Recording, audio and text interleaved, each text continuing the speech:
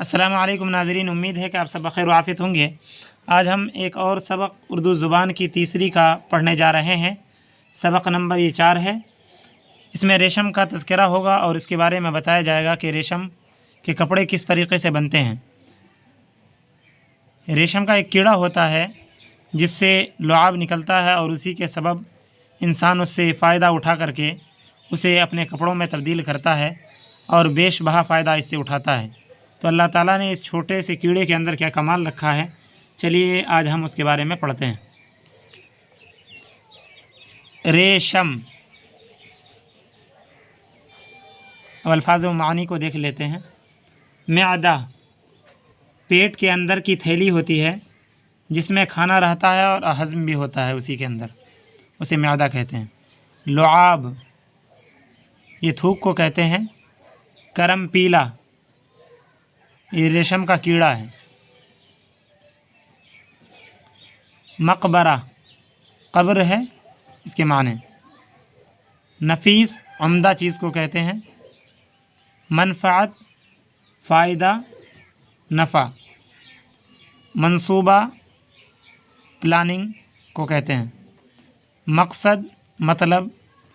قاصد، کسی جگہ کا قصد کرنے والا، جانے والا، پیامبر بھی کہہ سکتے ہیں اسے۔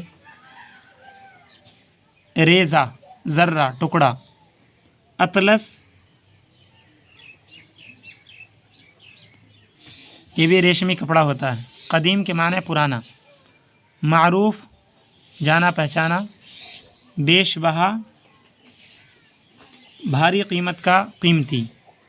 عیش پسند، آرام کا طالب، آرام طلب کرنے والا، جو سست انسان ہوتا ہے اسے کہتے ہیں۔ نمبر 1، ریشم ایک کیڑے کے معدے کا لعاب ہے، یعنی تھوک ہے۔ اس کیڑے کو کرم پیلا کہتے ہیں۔ وہ بہت ہوشیاری اور احتیاط سے شہتوت کے درختوں پر پالا جاتا ہے۔ جب اس کی پتیاں کھا کر خوب موٹا تازہ ہو جاتا ہے تو اس کے منہ سے ایک مہین تار نکلنے لگتا ہے۔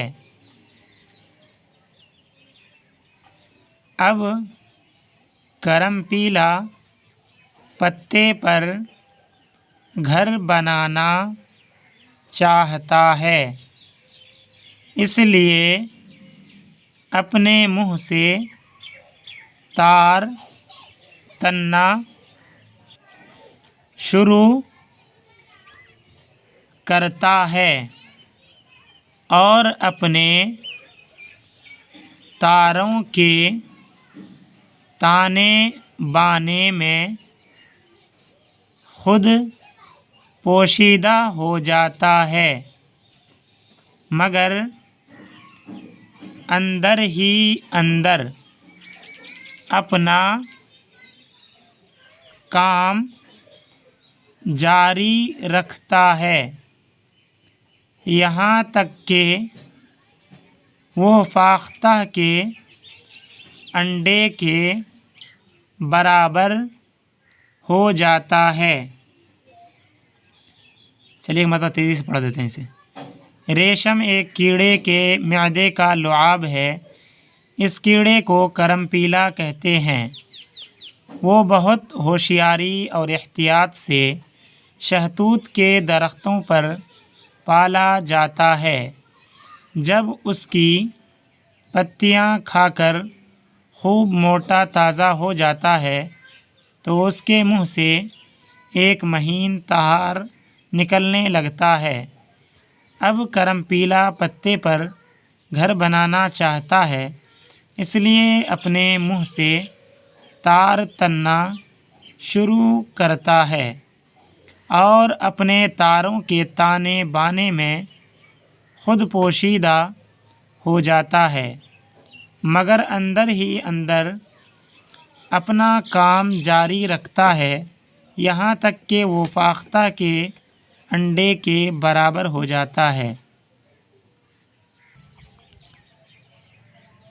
اس گول چیز کو ریشم کا کویا کہتے ہیں، جس کے اندر کیڑا مر جاتا ہے اور جو اس کا گھر تھا وہی اس کا مقبرہ بن جاتا ہے۔ لیکن کبھی کیڑا صحیح سلامت بھی نکلتا ہے۔ جب وہ زندہ رہتا ہے تو پردار بن کر کوے کو کاٹ کر باہر آتا ہے۔ اس صورت میں کویا ناکارہ ہو جاتا ہے، اس کا ریشم نہیں بنتا۔ نمبر 4، کوے کو اول یعنی پہلے، کوے کو اول گرم پانی میں جوش دیتے ہیں، پھر چرخی میں اوٹ لیتے ہیں،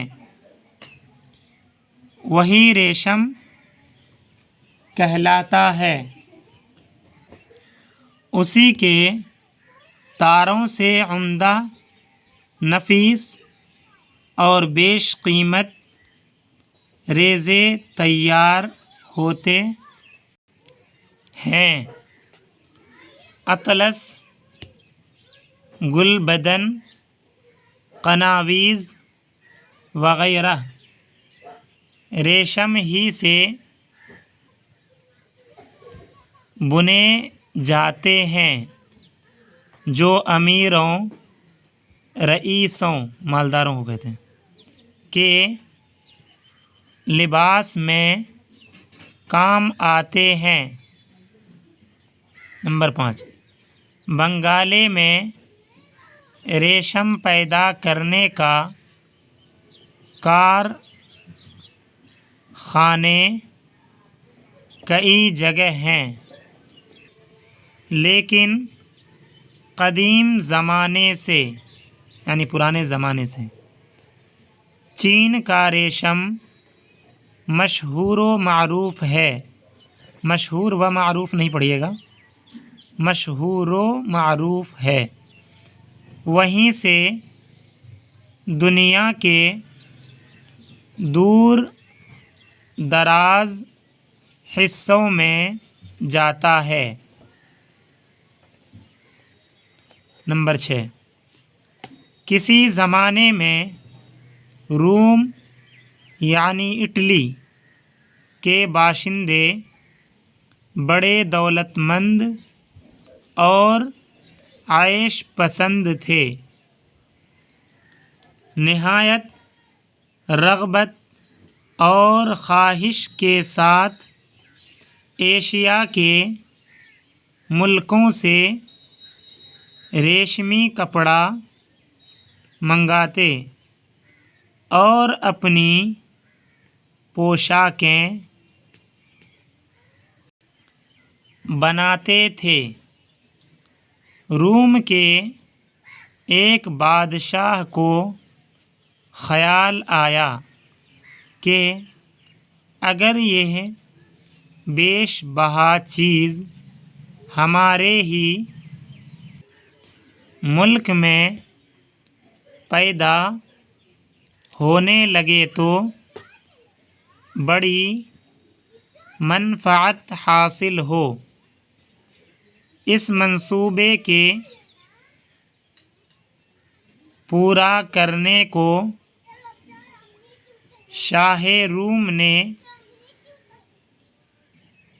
شاہ کے معنی آتے ہیں بادشاہ، شاہ روم نے 2 قاصد चीन की तरफ रवाना किए। उन्होंने बड़ी चालाकी से अपना मकसद हासिल किया।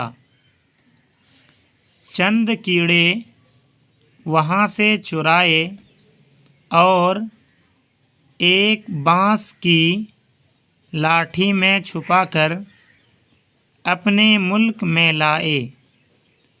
कहते हैं कि उस वक्त से रूम में भी रेशम पैदा होने लगा। तो नाज़रीन, ये था आज का सबक रेशम के बारे में कि किस तरीक़े से लोग इससे फ़ायदा उठाते हैं और ये कीड़ा किस तरीक़े से इंसानों के काम आता है। तो चलिए आज का सबक यहीं पर रोकते हैं, फिर इंशाअल्लाह सबक नंबर 5 लेकर अगले दिन हाज़िर होंगे। अस्सलामु अलैकुम वरहमतुल्लाहि वबरकातुहू।